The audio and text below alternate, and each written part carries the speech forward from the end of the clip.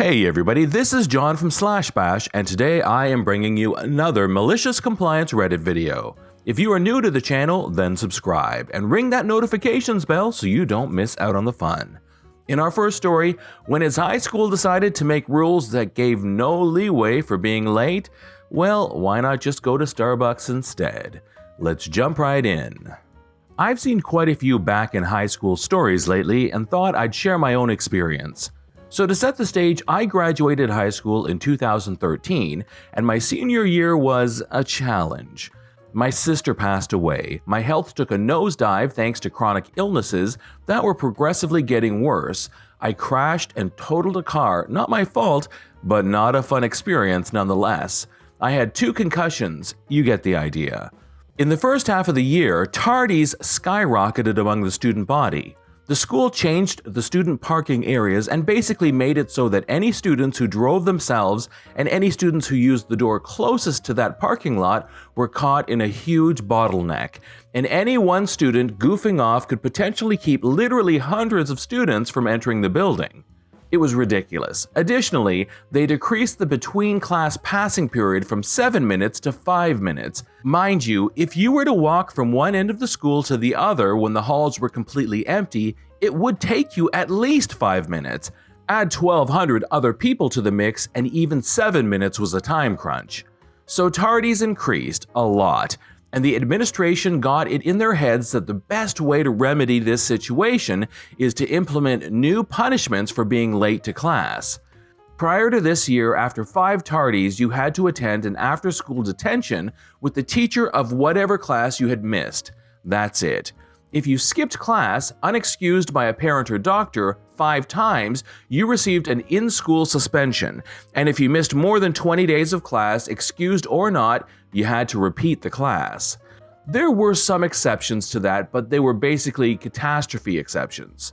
The new rules were ridiculous. If you were tardy to a class 3 times, you received a suspension. If you skipped the class altogether unexcused, you received a suspension. All it took was once. If you received 3 suspensions, you had to retake the class. But if an absence was excused, then there were no consequences. Oh, and they got rid of the 20-day absence repeat rule. So on to the fun. I was just burnt out by the end of that first semester. I was stressed and upset and dealing with horrible panic attacks after my sister's death. My body constantly hurt thanks to an undiagnosed pain condition, and I couldn't stay awake in class to save my life. I was just over dealing with BS. I spent the entire first semester running from class to class because my classes were clear across the school from each other. I lived less than 6 miles from the school, but was leaving over an hour before school started because of all the road construction going on between my house and the school. There was no way out of my subdivision that didn't involve a mile or more of closed lanes. Plus, there was construction on the road leading to the only entrance to the student parking lot. It was BS. I was a bit too tightly wound at the time. I was a straight A student in all of the AP classes I could fit into my schedule, and I had never ever been late to class. So being late to a couple classes that first semester was extremely upsetting. But I still hadn't even managed to warrant a detention. End of the first semester rolls around, and we're all given a letter notifying us and our parents to the attendance change, except they didn't include the change to the 20 absence repeat rule. It just wasn't there at all. They were hoping by not including it in the letter, the change would be overlooked. It was not. Mwahahaha. So second semester rolls around and my class schedule was changed because of human error, and I get thrown in a weightlifting class that I would not have signed up for if you paid me to. I was pissed. I was tired and in pain, and you had better believe lifting heavy objects for an hour a day, 4 days a week was not my idea of a good time. The weekly swimming day didn't suck though. And then more construction showed up on my routes to school, and I was late. Very late, as in arrived to school midway through second period. So I'm in the office in tears being written up with a suspension thanks to citywide road construction, and the attendance secretary and counselor who oversaw these matters are showing no mercy or leniency. I'm handed the write-up to sign and a copy of the attendance policy. in full, And lo and behold, the change to the 20 absence repeat is on there, as is the word unexcused, as in all unexcused absences will result in a 1-day suspension. Do you see it? Do you see the loophole? I cackled. I flat out cackled. Pulled out my cell phone, called my mom, said, "Hey, I'll explain later, but I need you to call the school and excuse me from first and second period. Thank you, love you, bye." Before I could even slide my phone back in my pocket, the attendance line rings. To say the secretary and counselor were pissed would be an understatement, but I wasn't done yet. After gleefully shredding the write-up, I asked if this copy of the attendance policy was mine to keep and proceeded to highlight the word unexcused and the change to the 20-day absence repeat policy. I then turned to the counselor. "So I want to be sure I understand this correctly. If I show up late 3 times, I get suspended?" "Correct," they said very snobbishly. "If I ditch class, I get suspended?" "Correct," said as he crossed his arms like he was trying to be extra intimidating. "But if I get my mom to call or write me a note excusing me from class, there are no repercussions." "Correct." You could see him trying to work out if he still had the upper hand, but good luck getting a parent to agree to that. And it doesn't matter at all how many days I miss. The 20-day absence repeat rule has been eliminated in full with no replacement. And that's when he understood the loophole I'd found. I kid you not, watching the man crumple as he came to the conclusion that I found a way around the suspensions was the best fall of man I've ever seen. He uncrossed his arms and seemed to deflate straight onto a chair. "Correct." "Wonderful! Thank you for your time. I've got some time before third period, so I'm going to go hit the vending machines. Bye." And off I went. Strolled into third period with pretzels and Coke, happy as a clam. That night, my mom wrote me out roughly 50 notes that read, "I excuse Elf from blank periods. If you have any questions, please give me a call at this number. Signed, Elf's mom." And she repeated writing out those notes a month or so later. I skipped everything. Gonna be cutting close to making it to first period? Skip it. Hit Starbucks instead. Don't want to go to that flipping weightlifting class? Don't. Take a 90-minute lunch instead. Overslept? Well, get some breakfast on the way to third period, but then skip that awful weightlifting class and come back for fifth and sixth periods. Need more time to study for a test or finish a project? Skip the morning altogether and only come in for that math test. Go home after second period to get ahead on that project.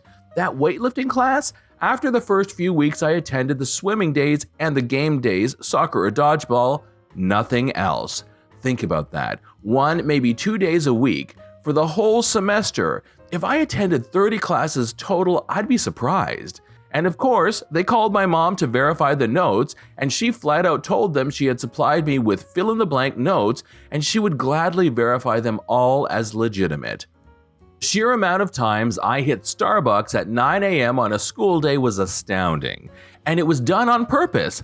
I was flaunting that I had skipped classes. Every time I walked into that office with a Starbucks cup and a note, I saw a little glimmer of fury in the secretary's eyes. If the counselor was there, he'd lean against a wall and glare, but he couldn't do anything to stop me. Our district had a strict policy change policy, which meant that any changes to things like attendance policies and dress codes had to be implemented at the start of a semester and had to remain in place for the duration of the semester. That counselor tried to appeal to the school board to change the policy at every single meeting that semester. I attended the first one. One of the school board members lost his crap laughing at the situation. He asked what idiot wrote this policy, and that counselor turned Coke can red. They basically told him that he'd made this mess. He could deal with the fallout. They returned to the previous attendance policy the following school year, but as I was a senior, that didn't matter to me. Naturally, I told others of my discovery, and soon enough everyone was exploiting this loophole. Of course, some parents wouldn't excuse their kids, but enough would. We all showed up on count day though. My grades stayed at their previous level and my mental and physical health improved as I was no longer running myself into the ground. All I know is that without that loophole, I would have run myself into the ground and probably ended up in a hospital. That loophole saved my life. And after all I did was ask my mother to excuse my absences. It's not my fault I was allowed more than 20. Edit 1. I saw a fair question about the legality of truancy and how schools don't have to accept notes as excuses, but the comment was deleted before I could reply. Schools don't have to accept parental excuses indefinitely. That was why this was so dumb. The school got in a ridiculous amount of trouble for the number of absences that semester, but it happened after the fact, and I'm not sure if it was trouble at the district or state level. I do know that the counselor doesn't work for that district anymore, but I don't know when that separation happened. I checked and checked again, and checked again after that I wasn't screwing myself over in getting my diploma.